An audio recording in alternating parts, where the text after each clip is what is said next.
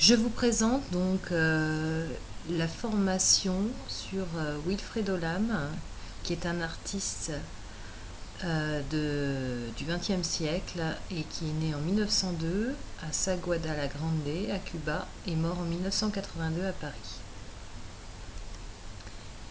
Donc, dans un premier temps, à partir du texte de référence support de notre cours, nous verrons donc quelques paragraphes sur la vie de Wilfredo Lam, qui est un artiste métissé, né à Cuba, qui s'est formé donc auprès de l'Académie des Beaux-Arts en Espagne et qui a vécu entre Cuba, la France et l'Italie. Les caractéristiques du style de Lam dans le domaine du dessin et de la gravure seront abordées donc à travers ce cours. Donc le dessin à travers l'huile et la gravure à travers l'eau forte dans un deuxième temps. Donc ici nous voyons dans un premier temps ses premières œuvres qui sont donc celles qui datent donc de sa formation initiale en Espagne. Donc les portraits de facture conventionnelle.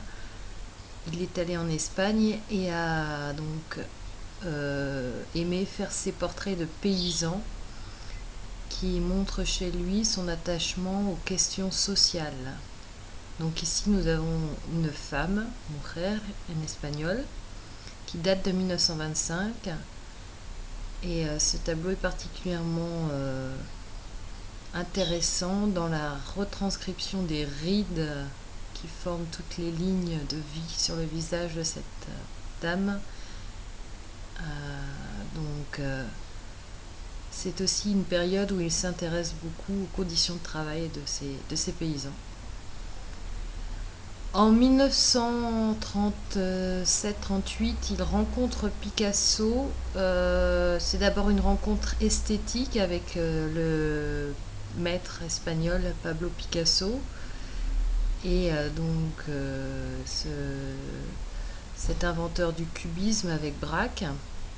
Et on voit ici un tableau de Wilfredo Lam fortement inspiré donc, de la période cubiste de Picasso. Et c'est particulièrement visible dans ce tableau qui s'appelle Le Réveil, El Despertar, en 1938.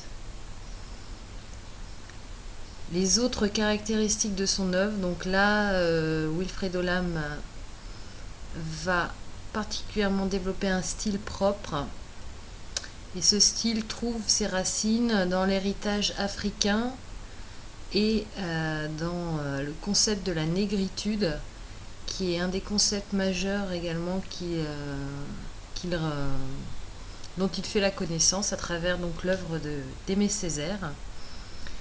Et nous avons ici une œuvre majeure de l'artiste qui s'appelle La Jungle, La Jungla, qui a été peinte en 1942. Et on retrouve donc dans cette forêt de bambou des monstres, des totems, des masques de différents dieux ou déesses africaines ou caribéennes. Et ça démontre également que cette forêt, pour lui, est habitée par les esprits. Et on aperçoit ici vraiment un style particulier propre en développement. Ici, nous avons une autre œuvre de l'artiste, l'expression d'une souffrance qui s'exprime également beaucoup dans un dessin très acéré avec des angles aigus. El Tercer Mundo, donc c'est une œuvre qui signifie le tiers-monde.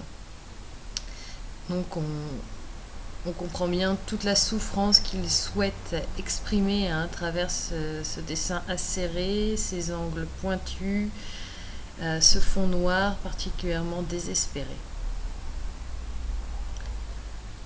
La dimension sacrée et magique que l'on a entreperçue donc dans La Jungle est très importante dans toute son œuvre. Il y a également une poétique du métissage puisqu'il est lecteur et il a rencontré Aimé Césaire qui pour lui est un intellectuel qui a beaucoup compté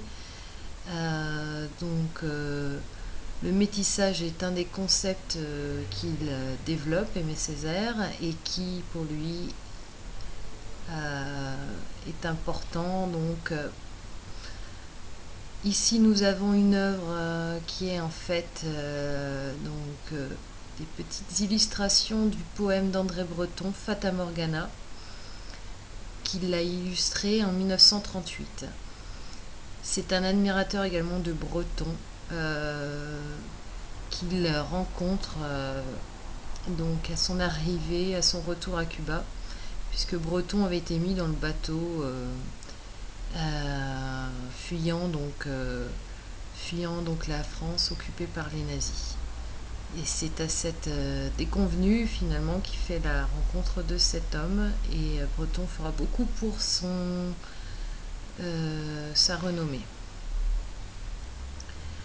Et enfin, le côté des œuvres gravées, les eaux fortes de l'artiste. Ici, on a une série qui s'appelle La Mirada verticale, effectuée en 1973, où on retrouve toujours ces thèmes très forts autour des esprits, des dieux, des oiseaux, de la culture caribéenne et africaine, avec ses caractéristiques propres. Il effectuera également de nombreux travaux de céramique vers la fin de sa vie, dans son atelier particulièrement en Italie. Donc ici on a une assiette en céramique où on retrouve toujours ce dessin très surréaliste d'une figure,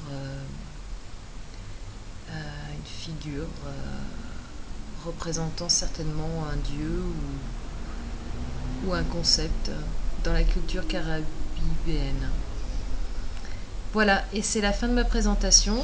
Donc l'ensemble de ces images qui m'ont permis de faire cette présentation vont être développées au niveau de leur droit d'exploitation dans un autre document. Je vous remercie, au revoir.